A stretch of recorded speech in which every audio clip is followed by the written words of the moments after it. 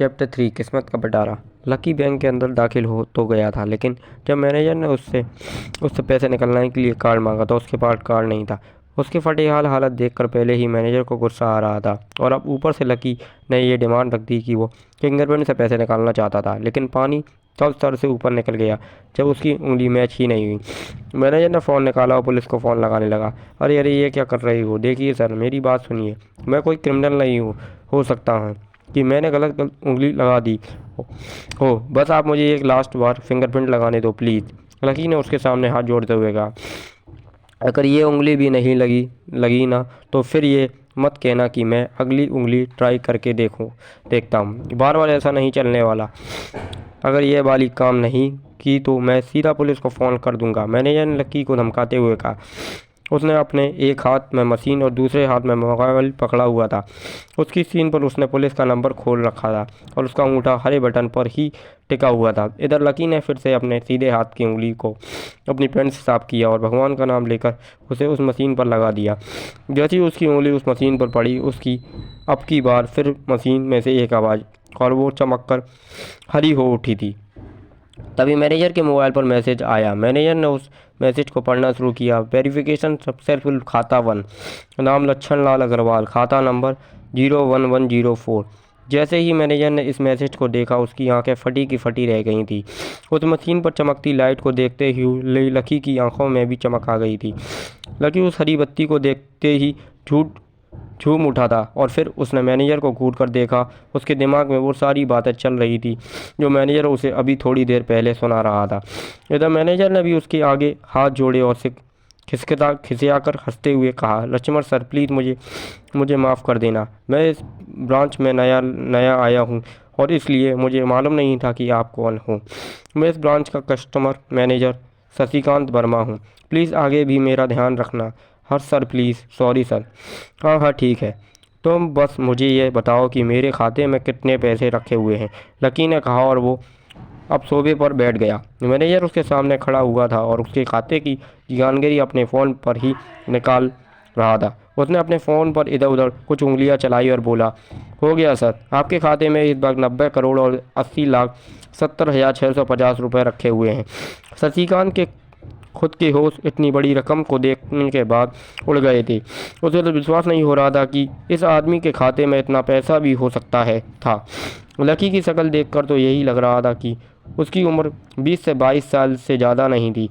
ऐसे में अगर उसके खाते में इतना सारा पैसा रखा हुआ था तो ये वाकई बहुत ही बड़ी बात थी। शशिकांत अपने मन में भी सोच रहा था कि दुनिया की 99% लोग अपनी पूरी ज़िंदगी काम करने के बाद भी इतना पैसा नहीं कमा सकते थे जितना कि लकी के खाते में इतनी छोटी सी उम्र में रखा हुआ था। लेकिन लकी ने इधर जब उसके फ़ोन में अपने खाते में पड़ी हुई जानकारी को देखा तो उसे कुछ अजीब लगा। उसे लग रहा था कि उसके तुरंत इतने पैसों के हिसाब से अब अपनी ज़िंदगी को डालने की कोशिश करनी शुरू करनी देनी चाहिए, वरना उसके साथ वही सब होने वाला था जो आज बैंक में उसके साथ हुआ था। अरे सर, खाते में पैसे के अलावा और भी चीज़ें हैं जो कि मैं आपको बताना चाहता हूँ। सर, मैनेजर ने फिर से अपने फ़ोन पर उंगलियां फिराई और बोला, सर, एक तो आपके खाते में यहाँ एक फरारी जुड़ी हुई दिखा रही है। इसके अलावा आपके खाते में 2 किलो सोने की 100 ईंटें रखी हुई हैं और 5 किलो सोने की 20 ईंटें। पिकासो की 3 असली पेंटिंग, 20 हीरे हैं, 24 कैरेट के, और भी बहुत कुछ है सर। मैनेजर ने हाँफ कर अपना पसीना साफ करते हुए कहा। इतना सारा धन देखने के बाद शशिकांत की तो आंखें ही बाहर निकलने को हो गई थी। उसने कभी लकी जितना और अमीर आदमी अपनी ज़िंदगी में कहीं नहीं देखा था। जितना पैसा, सोना और जायदाद उसके पास था, उसका 10% भी इस ब्रांच में किसी और के पास नहीं था। ठीक है, चलो अब मुझे एक कार्ड दे दो, लकी ने अपने दोनों हाथों को अपने सिर के पीछे रखते हुए कहा। जी जी, मैं अभी आपके लिए एक नया कार्ड बनवा देता हूँ सर, बस मुझे 10 मिनट दीजिए। सर, 10 मिनट, शशिकांत ने कहा और फिर लकी के सामने से निकल गया। जितनी देर में लकी ने अपने फ़ोन में फिर से उस मैसेज को खोलकर देखा, उतनी ही देर में मैनेजर उसके लिए एक चमचमाता हुआ सुप्रीम कार्ड लेकर उसके सामने आ गया था। लेकिन उस कार्ड को देखने के बाद ना जाने क्यों मैनेजर को ऐसा लग रहा था कि ये कार्ड लकी की संपत्ति के आगे कुछ भी नहीं था। फिर भी मैनेजर इससे कुछ नहीं कर सकता था, क्योंकि वो जानता था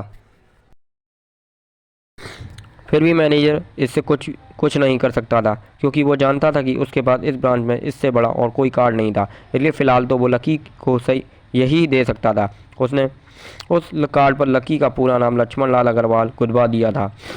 लीजिए सर, आपका कार्ड, पासवर्ड वगैरह सब आपको ईमेल पर मिल जाएगा, शशिकांत ने मुस्कुराते हुए कहा, और वो लकी के सामने हाथ बांधकर खड़ा हो गया।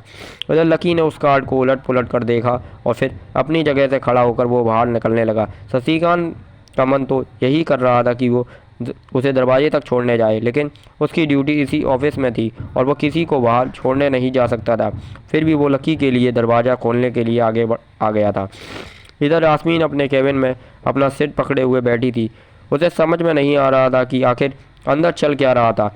एक पल को तो उसे लगा कि लकी पागल नहीं बल्कि बदमाश था कोई, और उसने शशिकांत को बंदी बना लिया था। लेकिन जब वो लकी के लिए कार्ड लाने के लिए अपने दफ्तर से बाहर आया तो यास्मीन को लगा कि कुछ गड़बड़ नहीं हुई थी। फिर ये इतनी जल्दी में कहाँ जा रहे हैं, उसने अपने आप से पूछा। शशिकांत को सुरक्षित देख बैंक के बाकी लोग भी दरवाजे पर से पीछे हट गए थे। वैसे भी उसे देखते ही सब लोग अपनी अपनी जगह पर वापस दौड़े चले जाते थे। शशिकांत का खौफ ही ऐसा था कि उसकी आंखों की झलक भर से खड़ा कर्मचारी जाकर अपनी कुर्सी पर बैठ जाता था। लेकिन एक बार शशिकांत के बाहर आने के बाद वो दोबारा बाहर नहीं आया था और ना ही लकी कमरे से बाहर आया था। इधर यास्मीन परेशान हुए जा रही थी। वो जानती थी कि अगर कुछ भी गड़बड़ होती तो सबसे पहले उसकी नौकरी जाने वाली थी। उसने बड़ी मुश्किल से और मेहनत करके इस नौकरी को हासिल किया था और वो किसी पागल की वजह से इसे अपने हाथ से जाने नहीं देना चाहती थी। जैसे ही परेशान यास्मीन ने अपनी नज़र उठाकर फिर से उस कमरे की ओर देखा तो पाया कि लकी बहुत ही आराम से उस कमरे से बाहर निकलकर दरवाजे की ओर बढ़ता चला जा रहा था। ओए रुको, तुम इस तरह से नहीं जा सकती, यास्मीन और ज़ोर से चिल्लाई और भागते हुए लकी के पास चली गई। तुम्हारी हिम्मत कैसे हुई ज़बरदस्ती हमारे वीआईपी रूम में घुसे चले जाने की, यास्मीन ने गुस्से से पूछा। उसका मन तो यही कर रहा था कि वो अभी लकी का गिरबान पकड़कर उसे झकझोर दे, लेकिन उसने अपने आप को रोक रखा था। मैंने पहले भी तो कहा था, मैं यहाँ सिर्फ अपना पैसा लेने के लिए आया था, लकी ने कहा और मुस्कुराने लगा। यास्मीन ने देखा कि उसके हाथ में एक सुप्रीम कार्ड था और वो उसकी उंगलियों के बीच चमक रहा था। यास्मीन के दिमाग में आया कि लकी ने यह कार्ड अंदर से चुरा लिया था और इससे पहले कि वो यहाँ से चोरी करके भागता। यास्मीन ज़ोर से चिल्लाई, सिक्योरिटी सिक्योरिटी। उसकी आवाज़ को सुनते ही दो बंदूक वाले गार्ड भागे भागे यास्मीन के पास आए। ये चोरी करके भाग रहा था, पकड़ो से। लकी ने जब यास्मीन के मुंह से ये बात सुनी तो उसके कान खड़े हो गए। इससे पहले कि वो वहाँ से अपनी जान बचाकर भाग पाता, सिक्योरिटी वाले ने उसे उधर धर दबोच लिया और उसकी जेब टटोलने लगे थे। इधर यास्मीन ने देखा कि उस सुप्रीम कार्ड पर उसने अपना नाम भी गुदवा लिया था। तुम्हारी इतनी हिम्मत कि तुमने शशिकांत सर को डरवा कर इस पर अपना नाम भी लिखवा लिया। इसकी जेब चेक करो, यास्मीन ने गुस्से से कहा। दोनों में से एक कार्ड लकी की जेब टटोलने लगा। लकी को समझ में नहीं आ रहा था कि आखिर यह लड़की उसे समझ क्या रही थी। अगर उसे इसके खाते या इसकी संपत्ति या सिर्फ इसके परिवार के बारे में भी पता चल जाता तो वे भी यास्मीन उसके पैरों में गिर जाती। इससे पहले कि लकी अपनी सफाई में खुद कुछ कह पाता, एक गार्ड बोला, मैडम इसकी जेब में तो कुछ नहीं है, बल्कि फटी हुई जेब है इसकी। तभी उसकी बात को सुनकर दूसरा सिपाही ने कहा, मैडम हो सकता है कि ये इसी जेब में चाकू रखकर लाया हो और निकालते वक्त उसी चाकू से उसकी जेब फट गई होगी। मुझे तो ऐसा ही लग रहा है। अरे पागल हो गया क्या, ये सब क्या बोल रहे हो? शशिकांत इससे पहले लकी की कुछ कह पाता, एक गार्ड ने उसके दोनों हाथों को मरोड़ दिया। इधर यास्मीन अपने मन में सोच रही थी कि अगर वो चाकू लाया था तो फिर वो चला कहाँ गया।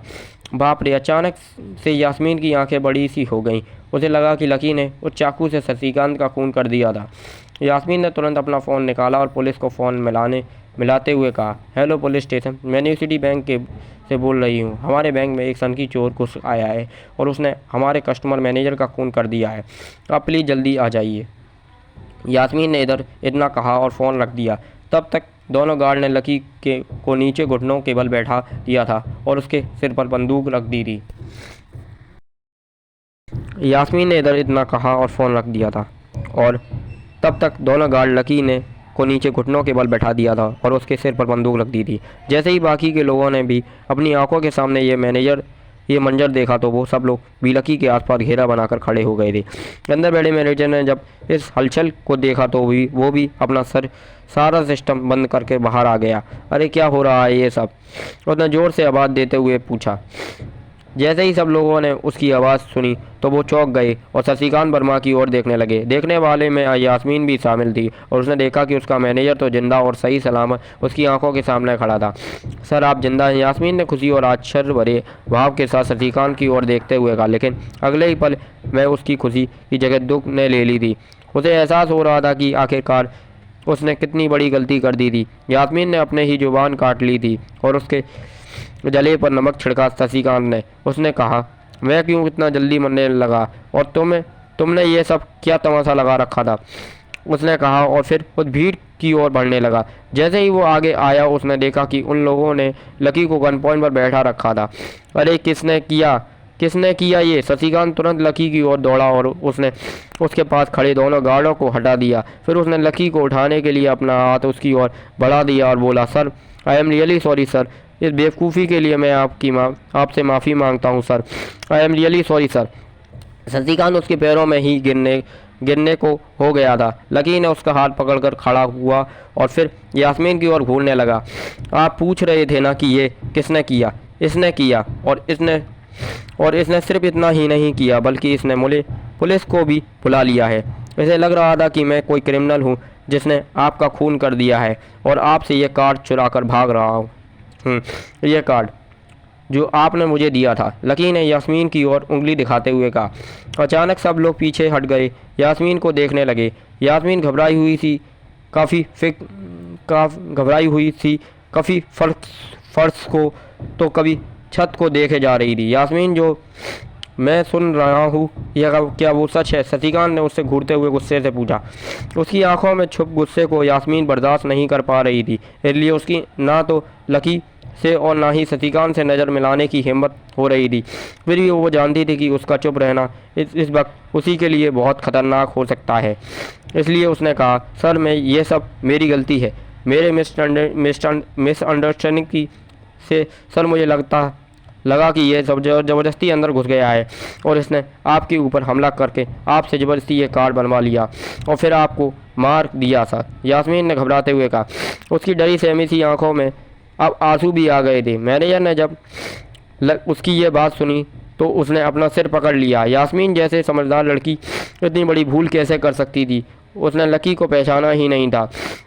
गैर मैनेजर को लगा कि इससे उसकी कोई गलती नहीं थी। जब वो खुद लकी को नहीं पहचान पाया था तो फिर यास्मीन कैसे पहचान पाती? इसलिए उसने सोचा कि सबके सामने उसे कुछ कहना से अच्छा था कि वो यास्मीन को एक कोने में ले जाकर लकी की सच्चाई बताए। शशिकांत ने उसका हाथ पकड़ा और उसे खींचकर अपने साथ एक खंबे के पास ले गया और बोला, तुम्हें मालूम है ये कौन है? अरे ये लक्ष्मण लाल अग्रवाल है, अग्रवाल ख़ानदान का बारे। तुम्हें पता है ना कि अग्रवाल ख़ानदान का खाता हमारे बैंक की जितनी भी शाखाएं हैं उसका सबसे बड़ा खाता है। यास्मीन ने जैसे ही ये नाम सुना उसके पैरों के नीचे से ज़मीन खिसक गई थी। वो जानती थी कि आज न्यू सिटी बैंक अगर इतनी ऊंचाइयों पर पहुंचा है तो उसके पीछे अग्रवाल ख़ानदान का सबसे बड़ा हाथ था। इस बात का जिक्र उससे तब भी किया गया था जब उसे नौकरी ज्वाइन की थी। तुम्हें पता है इस लड़के का नाम पर कितनी प्रॉपर्टी है? ये अपने दम पर इस पूरे एरिया को खरीद सकता है। शशिकांत ने उसके कानों में फुसफुसाते हुए कहा। यास्मीन जैसे लकी को देखे जा रही थी, वो बड़ी बड़ी आंखों से घूरे जा रही थी। लकी कभी उन दोनों को देख रहा था तो कभी अपने आसपास खड़े लोगों को देख रहा था। अब सबसे पहले तो पुलिस को फ़ोन करो और उनसे कहो कि हमसे कोई गलती हो गई है। उसके बाद जाकर तुम उनसे भी माफ़ी मांगो। अगर तुम्हें माफ़ कर दिया तो तुम्हारी किस्मत बनना समझ लेना कि तुम्हारी नौकरी तो गई, शशिकांत ने कहा और दौड़कर लकी के पास जाकर खड़ा हो गया। इधर यास्मीन अभी भी वहीं की वहीं खड़ी थी। अभी शशिकांत उसे जो बताकर गया था वो यास्मीन पचा ही नहीं पा रही थी। उसे लग रहा था कि इसमें उसकी कोई गलती नहीं थी, लेकिन कोई उसकी सुनने वाला नहीं था। बैंक उस छोटी सी मैनेजर के चक्कर में सबसे बड़े कस्टमर को छोड़ने वाला नहीं था। अब मेरे पास और कोई रास्ता नहीं बचा है, यास्मीन ने निराश होते हुए अपने आप से कहा और फिर अपनी जेब से फ़ोन निकालकर पुलिस थाने में फ़ोन लगाया। जैसे ही यास्मीन ने पुलिस वालों से यही कहा कि उससे उस गलती हो गई है और जिसे वो बदमाश समझ रही थी, असल में वो तो बदमाश नहीं बल्कि शहर के सबसे बड़े रईस का बेटा था। तो उधर से आवाज़ आई, मैडम सॉरी, लेकिन अब तो गाड़ी निकल गई है, वहाँ पहुँचती ही होगी। अब आपको जो भी कहना है इंस्पेक्टर साहब से कह देना। और उस पुलिस वाले ने फ़ोन काट दिया। मर गई, यास्मीन ने अपने आप से निराश होते हुए कहा। उसके हाथ थर थर काँपने लगे थे। उसे समझ में नहीं आ रहा था कि अब वो क्या करे। अब उसके पास लकी से माफ़ी मांगने के अलावा और कोई चारा नहीं था। लेकिन अगर लकी सर ने मुझे माफ़ नहीं किया और उल्टा मेरे ऊपर डिफमेशन का चार्ज लगवा दिया तो यास्मीन अपने आप से कहा, और अब वो जो और भी ज़्यादा घबरा गई।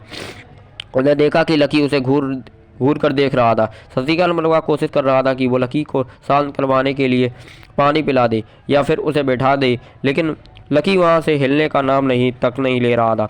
यास्मीन के पास पहुँच गई थी। वैसे तो वो जानती थी कि उसकी माफ़ी मांगने से उसकी किस्मत बदलने वाली नहीं थी। फिर भी उसने एक बार कोशिश करनी चाहिए और लकी से कहा, सर मैं आपको गलत समझ रही थी, एक्चुअली आपके।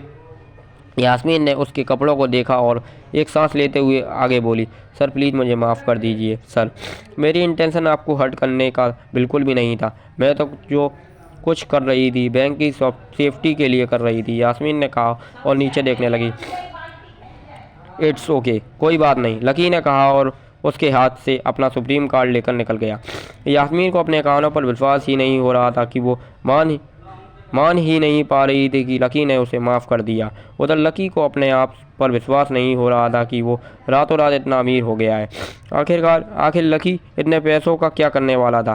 क्या उसके खाते का बैलेंस की तरह वो भी रातों रात बदल जाता? यह पैसा उसकी ज़िंदगी को क्या दिशा देने वाला था? आगे जानने के लिए हमारे चैनल एंजॉय स्टोरी को सब्सक्राइब कीजिए, वीडियो को लाइक कीजिए और शेयर कीजिए। दोस्तों फिर मिलेंगे बाद में, बाय।